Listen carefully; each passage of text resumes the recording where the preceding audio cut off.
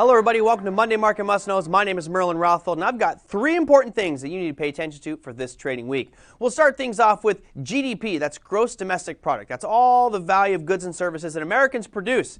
Now, it's important because you can see on this graph, we have a contraction of about 5%. That's that blue line that drops down below that zero line.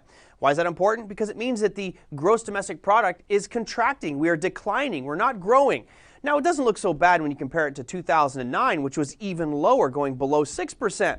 But we have a number coming out this week, and I want you to see what happened with the preliminary GDP numbers that came out on August 27th of this year. It showed a negative 31.7% contraction, much worse than that 5% we saw in Q1. So what it's telling us is the forecast for Q2 is a 31.7% contraction, and that would be a huge down move for our GDP numbers and potentially for our economy overall. Now, why is this so important? Because in 1974, an economist named Julius Shishkin came out with a metric to measure what a recession is. Now, of course, a lot of people have clung onto one piece of that, which is 2 consecutive quarters of declining GDP.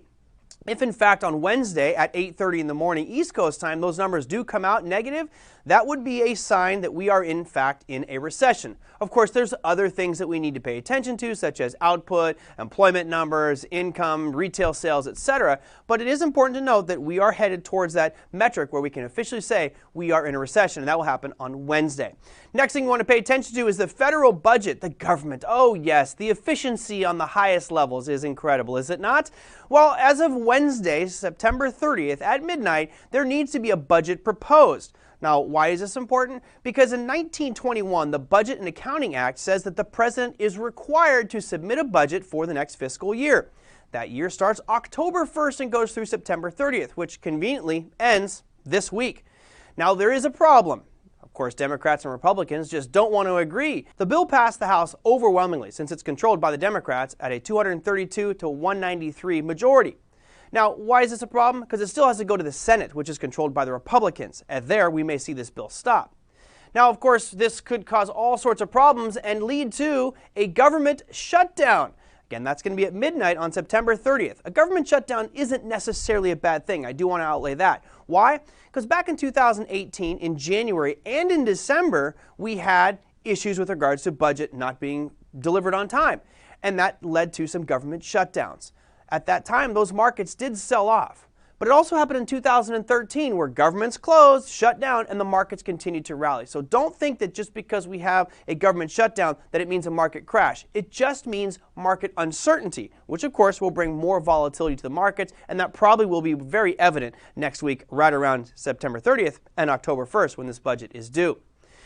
Last and final, we've got the greenback, the US dollar. This one's critical for anybody who's an active trader and even long-term investor.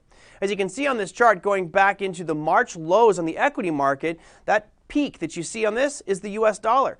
Of course, this is an inverse relationship to the markets. So as the equity markets bottomed in March, this US dollar index peaked.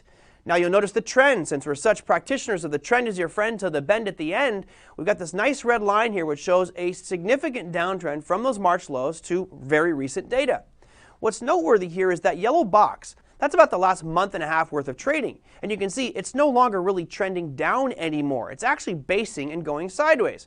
Now that basing could lead to a market reversal or a continuation of the previous trend. So what happens is we wait for the dollar to do something, and lo and behold, the last few days have now shown that dollar gaining strength and breaking above that area of consolidation. That is a bullish sign and may mean more dollar move to the upside. Now, why is this so critical for us as a Monday Market Must Know? Because if that dollar continues to rally, that means that the equity markets may continue to suffer. As you've seen over the past couple of weeks, the equity markets have been struggling. And dollar strength means even more struggling for the equity markets, which may be something to plan for your Monday Market Must Knows and the week ahead. We'll see you next time.